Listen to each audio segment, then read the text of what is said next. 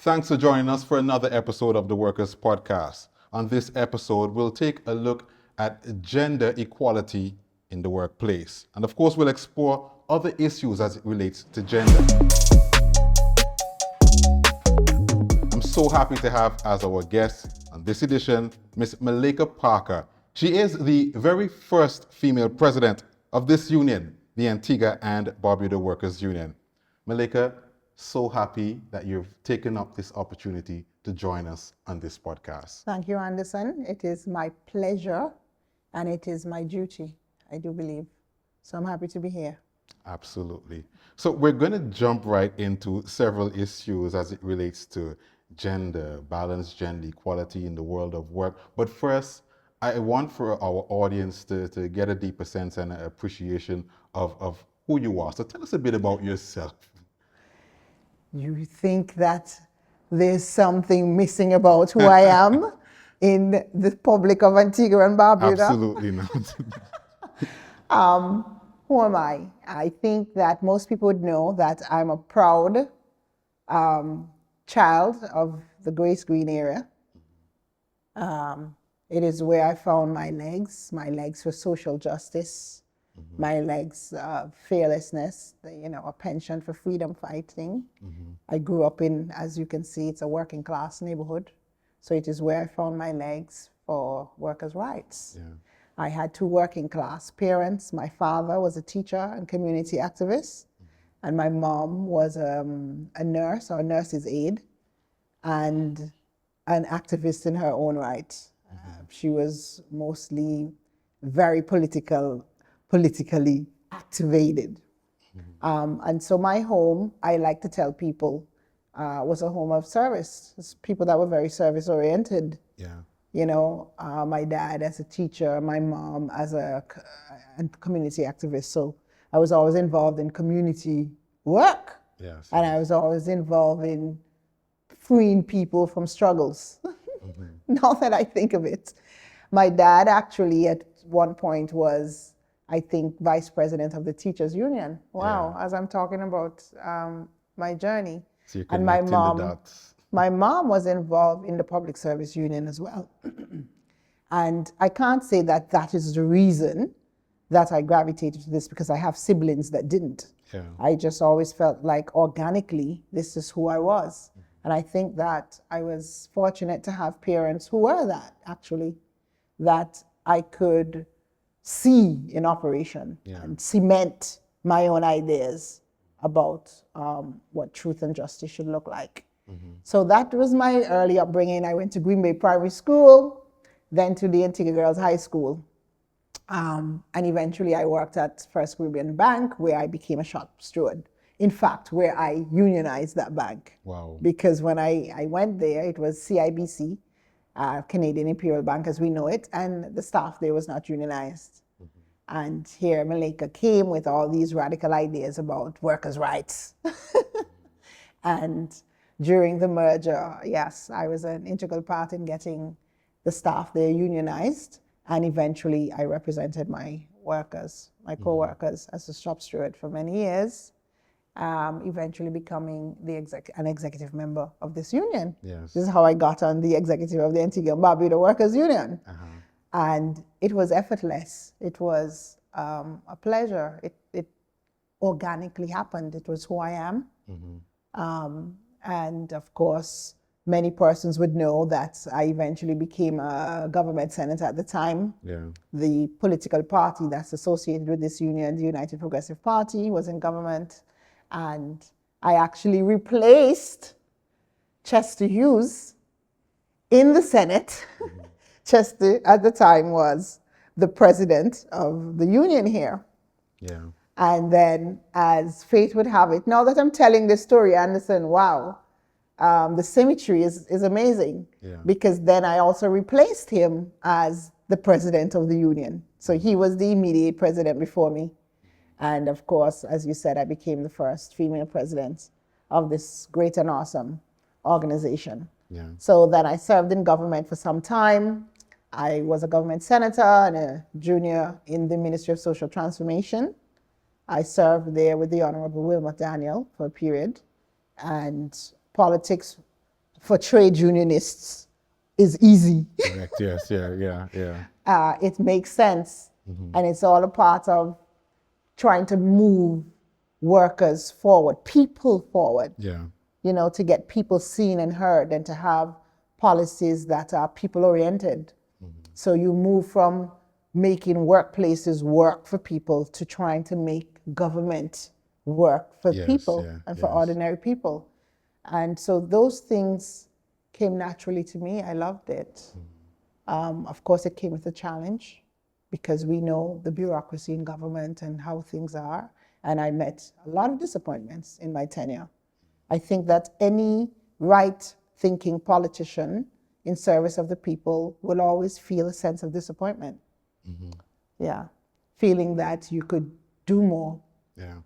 And no matter how many persons you have helped, you always want to help more. And so I had that sense. And then, of course, I had a very public fallout with my political party and eventually formed the Democratic National Alliance, which was short-lived, with the Honorable Jonas Isaiah at the time, who was in Parliament. So that is most of my public life. Yeah. I'm a mother of 3. My greatest role. Absolutely. My greatest role. I'm not just saying that. You should hear my children. No, but I love being a mom. So I'm exceptionally family oriented. Yeah. So that's the private side of me. I am into nutrition and exercise and just health and wellness. Yeah. I recently, well, not too recently, found yoga. And that is Malika in a nutshell. So I can be a gentle flower and I can be the lioness when I have to be, right?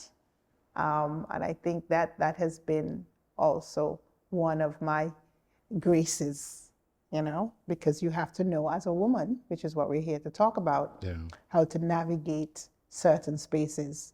And quite often you have to have your lioness in your top pocket and the sun, right? At a moment's notice, both at work and in, you know, certain institutions in which people like me play. Yeah. So I look forward to this discussion, you know, after that introduction, to talk about, you know, women in the world of work and in Antigua today, where we are. Yeah. So let's roll back a bit. Let's start, or let's touch on your involvement having become the first female president of this union. Quite a feat, quite an accomplishment, not just for yourself as an individual, as a woman, but also for women throughout Antigua and Barbuda and the world. Especially given the fact, correct, especially given the fact that historically the trade union movement, even more so at the head, the leadership, has been pretty much male dominated. Yes. So talk to us about that experience. You know, I tell people that the trade union movement is the grandfather of the Old Boys Club, foundation Old Boys Club. And if we know our political history, or even just our history, we would know that the major trade unions in this, the major political parties in our country flew out of trade union movements, grew out from the trade union movements. And a lot of the trade union leaders became political leaders. But the fact of the matter is that this is the head cornerstone, the trade union movement. And so as many old boys network, as you would have stated, the leadership is male dominated and it is also male oriented. Okay. What does that mean? It means that like begets like. And a club, which gives the connotation of an association of people, are there to help each other propel. There's a level of camaraderie in clubs. And so when you're a part of the club, your ability to navigate that space is increased. It is softened for you. And in many instances, the way may even be made for you, because that is how clubs function. And that is what it's like in male-oriented spaces, particularly where women attempt to penetrate. Because number one, you may face issues where the trade union movement in particular, let's talk about us here, is seen as very aggressive, very adversarial. It seems oriented towards confrontation, and people associate that even with male dominance. Attributes, correct, yeah. Right? Aggressive. One worker said to me one time, I went to resolve a dispute as president of the union, a real heated dispute. It was down at the port, and it was ongoing for a very long time without end. And they asked me to intervene.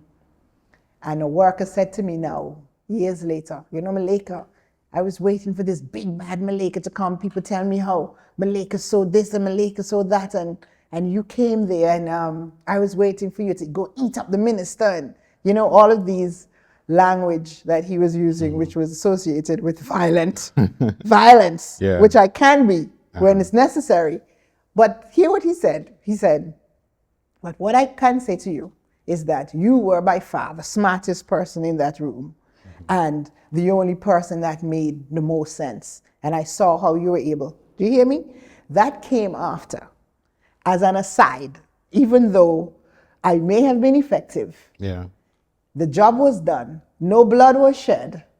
But the impression that many persons have out there is that a trade union is supposed to come and wheel, big thump and kick and fist fighting and, and perhaps yesteryear, that is what it was like. Yes. So it was not particularly inviting to women who we think as the softer sex. It was not inviting for a woman to initiate herself into that club. Yeah. And because it is a club, the club members are not initiating her because she is not male. And unless you're portraying some of the attributes or characteristics which I mentioned as a female, where you would have to be doubly that. And then that's a double-edged sword, as we know. Yeah. Because when a woman comes across very self-confident, assured, and we would say aggressive, that is how she's painted. And then she's also seen as problematic. Exactly. Yeah. Exactly. Yeah. Right? When those male attributes, so-called male attributes, when they're displayed by men, are embraced. Yeah. And so it was not particularly different for me, I would say. I loved the union. And so my first role was service in the organization. So I was on the executive, but I also served pro bono on cases. I would go out with the late Kathleen Smith, ambassador, my awesome friend and mentor, and other officers in the union on workplaces. I did that out of love. I would spend some of my vacation here at the union doing work. Wow. Yeah, man, in service, for workers. Easy, easy, easy. Yeah. Right. And at one point, my children were running around here, as moms do. Beautiful. Which we will also talk about, Yes. because I was not really one of those moms that felt like my children were an impediment. Yeah. Right? So anybody who want to deal with me, you're going to deal with my children too. Because moms, we pack and we go. And sometimes we got to bring the whole house with us. But anyway, we'll get to that. Yeah. So I served the union in many ways. And I did that, like I said, just out of love. And so eventually when I was nominated to be the president, I accepted. And I began one of the biggest fights of my life. Because the thing with the old boys club as well is that quite often they decide to what extent they will let you in. So even if they're women in the old boys club, it might be just enough to clean the tables, or to bring the drinks, or to soothe the men when they need to be soothed. And so there's this idea that they control. It's an issue of control. Who will be next in line, And here was Malika, this little girl, disrupting that, right? And so it was an actual campaign to become president of the union. And I can say that I had the establishment almost against me, you know? And looking back on that, you know, I understand it.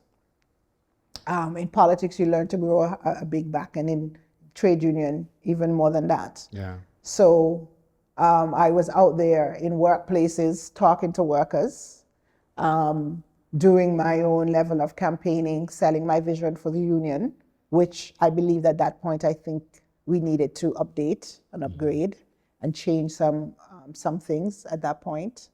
And I won. I won, right? I won. The irony is that there was another woman in that race, which I had to beat to win.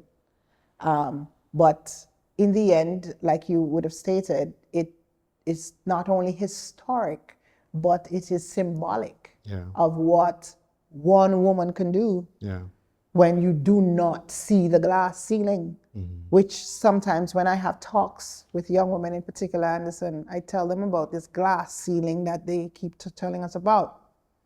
First of all, it's glass, which means what? Can be shattered. It can be broken. Yeah. So make up your mind to break it. Secondly, it's glass, which means what? It is mostly transparent. You see it if you want to see it. And I choose not to see it, Anderson, in most things that I do. Now, it is not being in denial, because we're talking about gender issues in the workplace. It's not denial, but it is a subconscious realization and recognition of your own abilities and what you can do, and that you will not be limited by an artificial ceiling that you don't have to see.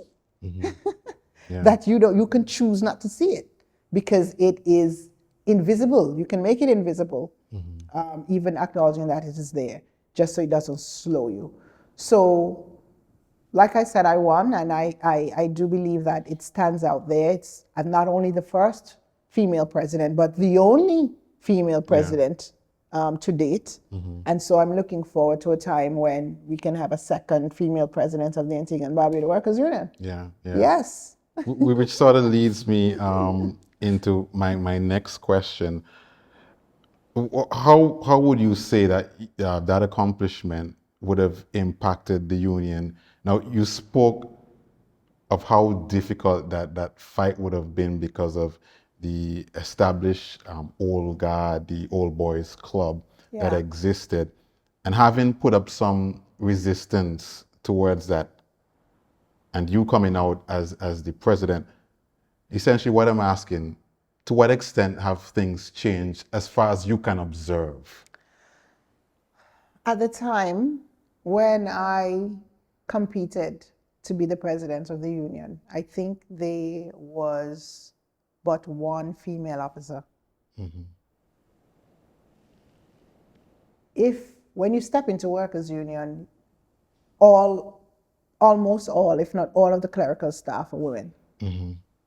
People like me notice those things, right? Beautiful, bright young ladies sitting out there at the front desk. But most of the officers are men. I don't think that structure, that dynamic has changed much within the walls of the Antigua and Barbuda Workers Union. I think maybe there's still one female officer. Two now. Two? Yeah. I know that Miss Luke recently came back. Yes, and now we've added Raisa Roberts rather. Okay, so that's the one. Thank you for that update. Then, very good.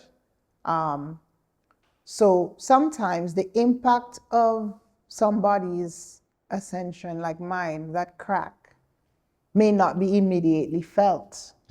Also, if the story isn't told as you are telling it now, then the opportunity and the capacity to penetrate a society, to reach other young women, may not happen rapidly. Yes.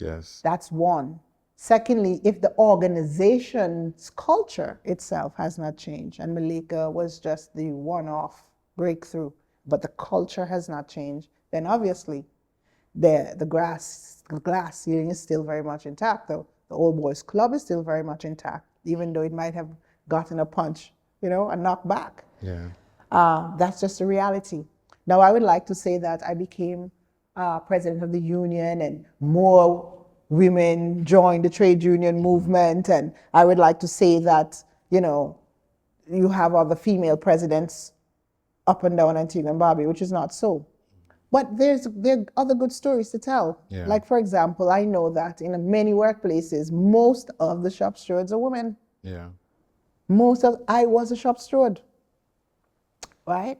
So there's no doubt that the capacity is there because the union is trusting its business to women on the ground, which is where battles are fought and won. Mm-hmm. Okay? So I can't speak definitively as to, let us say, data that shows that more shop stewards were female after my tenure or before my tenure. I don't have that data. What I can say is the union itself needs to be invested in telling this story, in recruiting females into its ranks, into its offices, and promoting female participation at the level of the union, as we do in the workplaces. Mm-hmm. I'll put this question to you. Do you think that during your tenure as the president of this union, you were able to forge more opportunities, or do you feel a sense that you did enough to advance the issues of women, to advance women in the trade union movement?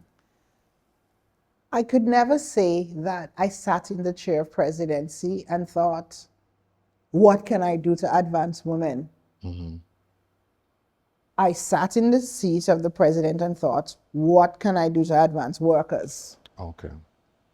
And my tenure, to be honest, the term was 2 years, and I became ostensibly a junior minister of government, and I had to choose. And I made a moral decision, an ethical decision, that I was not going to be the president of the union whilst also holding the government's office. And if you know the story of how the Antigua and Barbuda Workers Union was formed, you would know it was exactly out of that moral dilemma, which happened at the ATNLU, when most of the ATNLU trade union leaders became government ministers and refused to relinquish their positions in the union, which was, I always fundamentally believe, was totally wrong. It is a serious conflict of interest which workers should not be made to endure.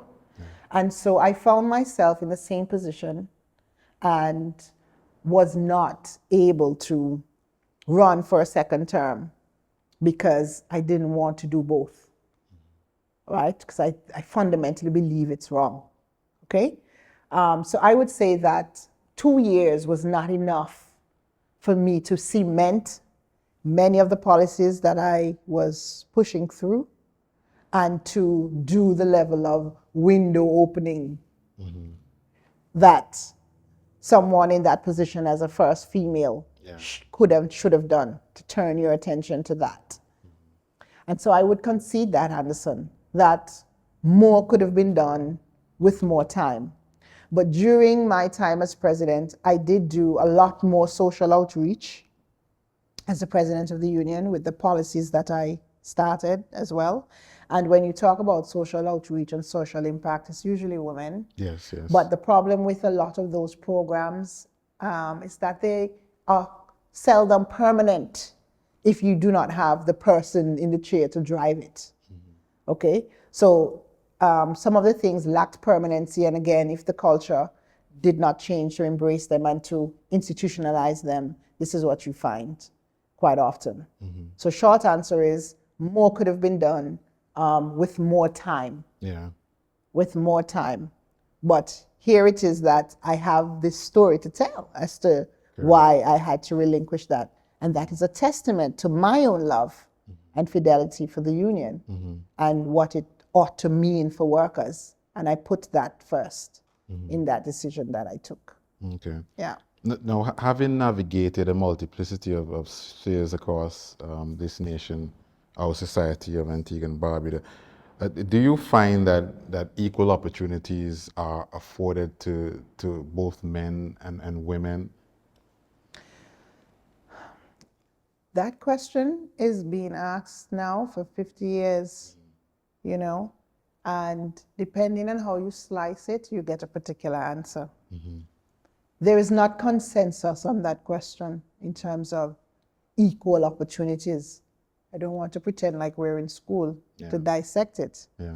But the data is there, and the data says that most women are more educated. In our society, women tend to be more educated than men. But in our society, men tend to have the highest positions in this society. Why is that so? Is that based on the fact that there is not enough opportunity for women? Is it based on the fact that the opportunity is not equal?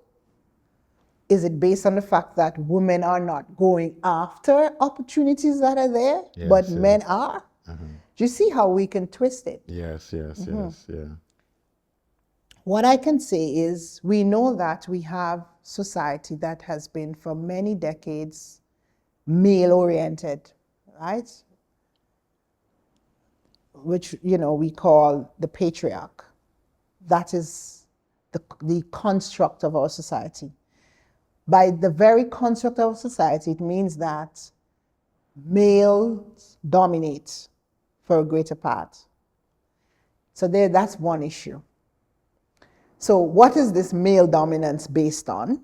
If it's not based on education and qualifications, then it comes back to what we spoke about first in terms of the networks, right? Which I called the old boys club, which is the networks.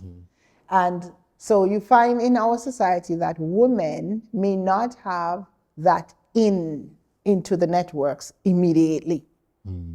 Because we're a small society, Anderson, we know how this works.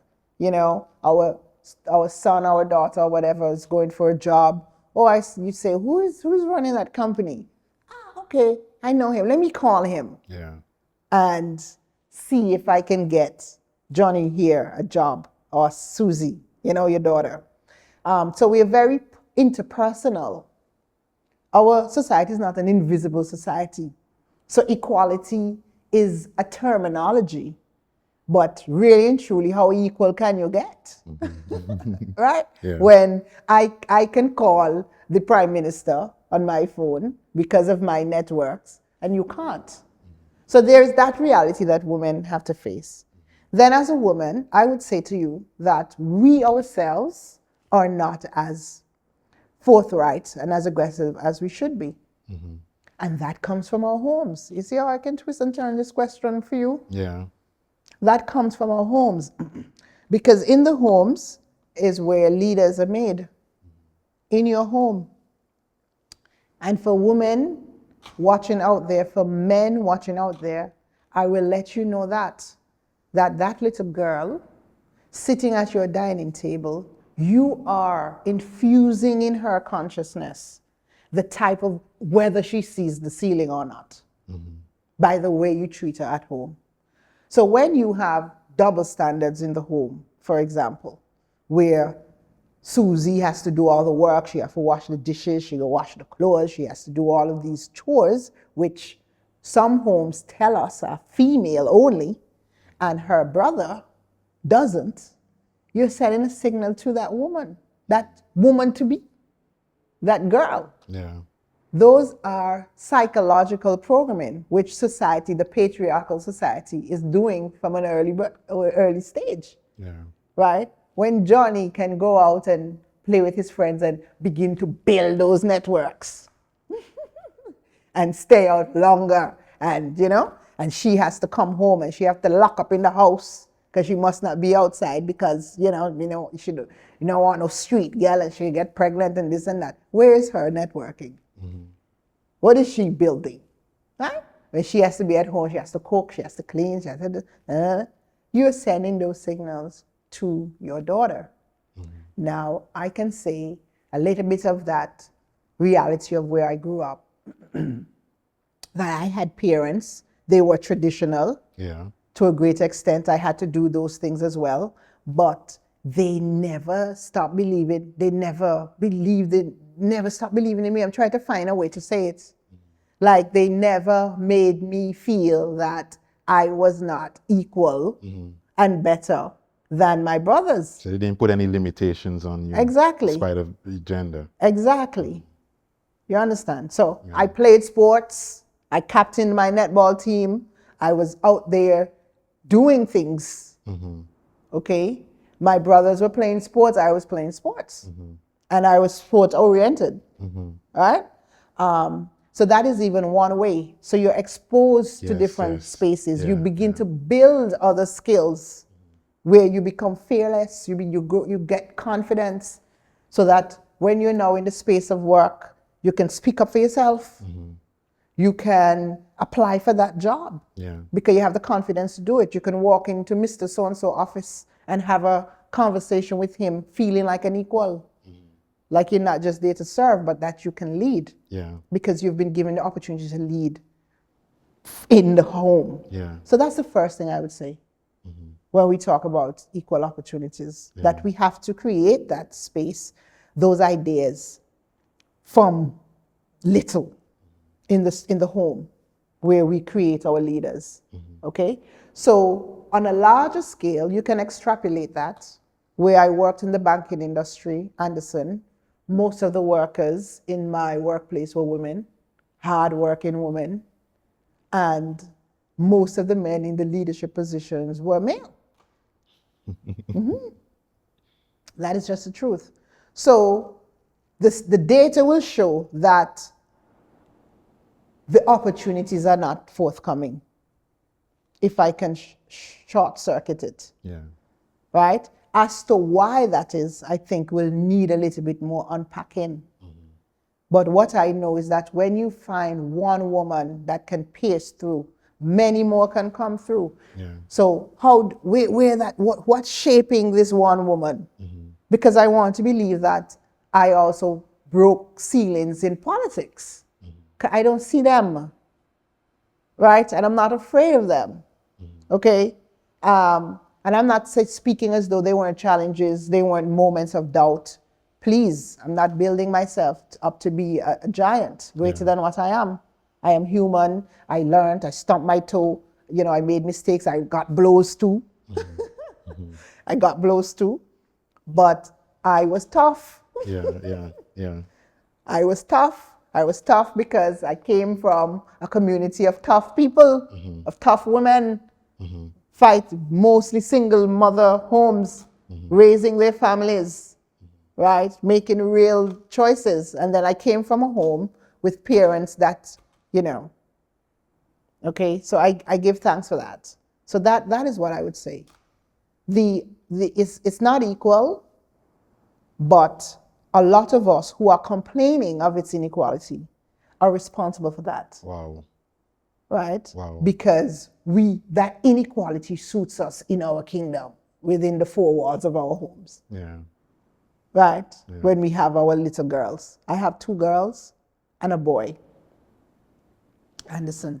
And, you know, I tell my girls all the time, I'm preparing you for the world. That is my duty.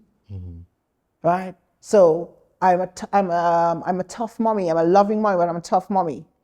So you're going to fall down and you're going to pick yourself up.